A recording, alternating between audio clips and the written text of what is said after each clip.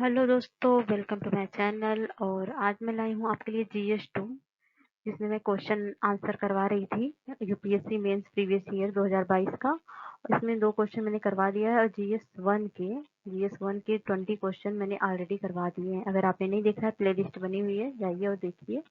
और 2 क्वेश्चन मैंने इसके भी करवा दिए हैं 2022 के जीएस 2 के, जिसमें क्वेश्चन नंबर 3 आज मैं करवाऊंगी। तो क्वेश्चन नंबर 3 करते हैं। और आपको पता होगा प्रीवियस ईयर कितना इंपॉर्टेंट होता है करने के लिए। इसको प्रीवियस ईयर किया बिना आपको तो समझ ही नहीं आएगा कि यूपीएससी क्या डिमांड करता है। तो ठीक है, क्वेश्चन पे आते हैं।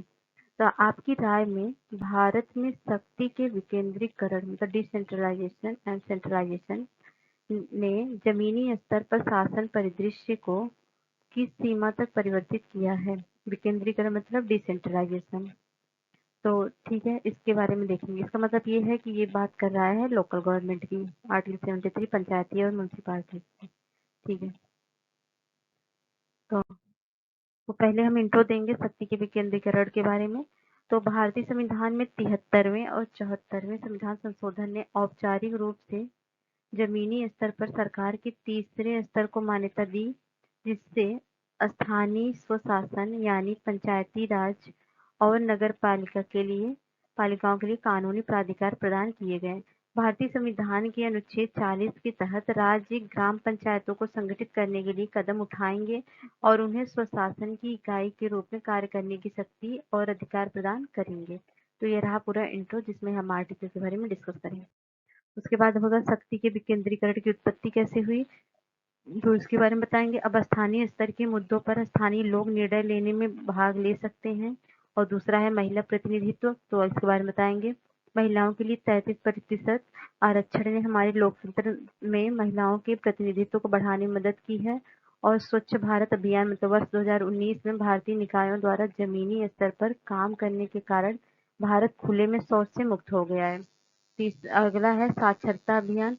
तो उड़ीसा के गंजम जिले के एक गांव की सरपंच आरती देवी को महिलाओं के लिए साक्षरता अभियान शुरू करने और गंजम पारंपरिक लोक कला को पुनर्जीवित करने का श्रेय दिया जाता है।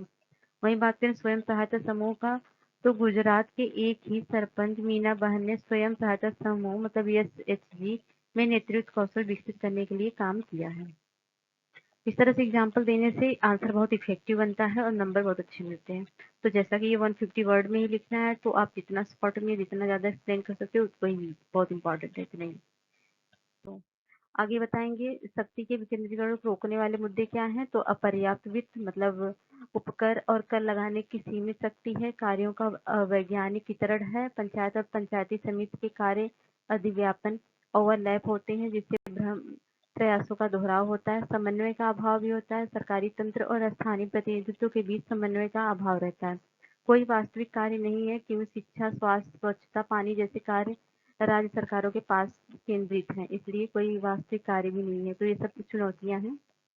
आगे कंक्लूजन में हम लिखेंगे स्थानीय निकायों और पंचायतों के लिए मानव पूंजी के हस्तक्षेप में बड़ी भूमिकाएं निभाने के लिए कार्य और कार्यकर्ताओं के साथ साथ पर्याप्त वित्त संसाधनों की आवश्यकता होती है। 5वीं और 6वीं अनुसूची के राज्यों को शासन के लिए जिस प्रकार की सहायता प्रदान की गई है उसे सभी राज्यों तक विस्तारित करने की आवश्यकता है। तो ये कंक्लूजन देंगे कि ऐसा करने से ज्यादा इफेक्टिव होगा, जो चुनौतियां उसको दूर करती।